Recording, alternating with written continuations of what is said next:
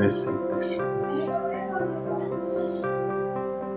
वे अपने आप को ही श्रेष्ठ मानने वाले घमंडी पुरुष धन और मान के मद से युक्त हुए, शास्त्र विधि से रहित, केवल नाम मात्र के यज्ञों द्वारा पाखंड से यजन करते हैं।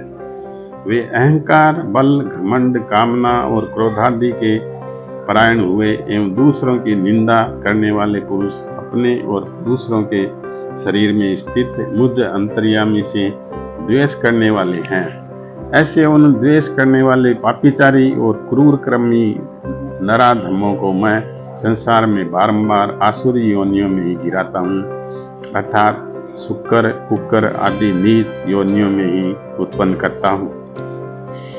इसलिए है अर्जुन, वे मूढ़ पुरुष जन्म जन्म में आसुरियों योनि को प्राप्त हुए मेरे को न प्राप्त होकर उसी में फिर अति नीच गति को ही प्राप्त होते हैं, अर्थात घोर नरक में पड़ते हैं। हे अर्जुन, काम, क्रोध तथा लोभ यह तीन प्रकार के नरक के द्वार आत्मा का नाश करने वाले हैं, अर्थात अद्योग गति ले जाने वाले हैं। इससे इन तीनों को त्याग देना चाहिए, क्योंकि हे अर्जुन, इन तीनों नरक के द्वारों से मुक्त हुआ, अर्थात काम, क्रोध और लोभ आदि विकारों से छुटा हुआ पुरुष अपने कल्याण का आचरण करना चाहता है। इससे वह परम गति को जाता है, अर्थात मेरे को प्राप्त होता है। जो पुरुष शास्त्र की विधि को त्याग कर अपनी इच्छा से बचता है, वह न तो सिद्धि को प्राप्त होता है, न परम गति को, न तथा सुख को ही प्राप्त होता है। इससे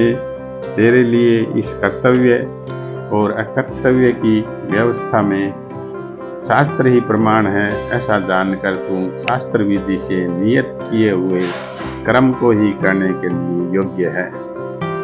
देवासुर संपत्ति भाग योग नामक 16वां अध्याय। जय श्री कृष्ण। जय श्री कृष्ण।